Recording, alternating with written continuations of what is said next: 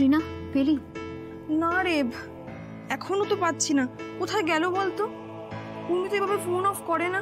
শোন না, আমাদের কিন্তু এভাবে হাত পা গুটিয়ে বসে থাকলে হবে না।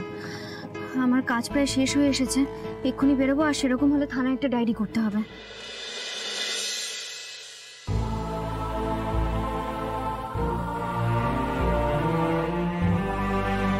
এক্সকিউজ মি স্যার, আপনি কি কিছু কিনতে এসেছেন? না মানে দেখুন sir, thank you so much তখন আমাদের ওভাবে হেল্প করার জন্য। স্যার এটা তো ম্যানেজারের কেবিন, আপনি এভাবে ঢুকে আসতে পারেন না।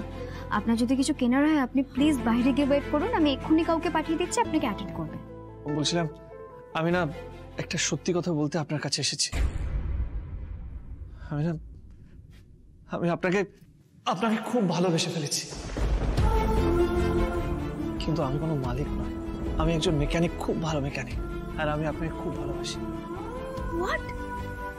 এসব কি আজে বাজে বলছেন আপনি? না না ভোলার দিব্যি, আমি একদম সত্যি বলছি। শুনুন, আপনার এই সমস্ত কথা শুনতে আমি একদম ইন্টারেস্টেড নই।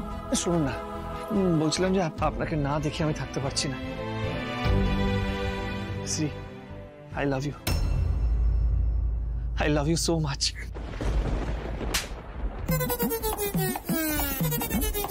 Hello sir. Sir hello.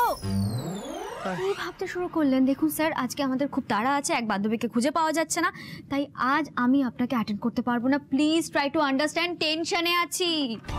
Tension? আপনি টেনশনে আছেন? কি হয়েছে আমাকে বলুন, আমি হেল্প করব।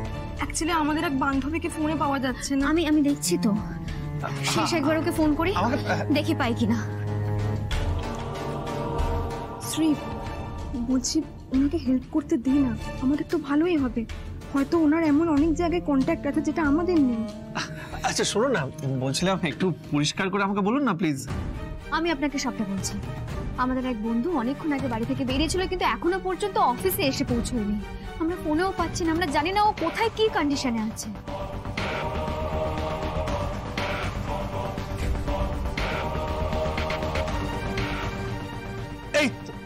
এটাই তো প্রবলেম। আরে আপনারা 10 বছর পুরনো ল্যাপটপ ইউজ করেন, এটা ডাব্বা, এগুলো যে কেন ইউজ করেন আমি বুঝতে পারি না। মানে হ্যাঁ দেখুন, আমি জানি আপনার মেকানিক্যাল নলেজ প্রচুর, কিন্তু এই মুহূর্তে আপনার থেকে এই ল্যাপটপের বিষয়ে কিছু শোনার ইচ্ছে আমার নেই।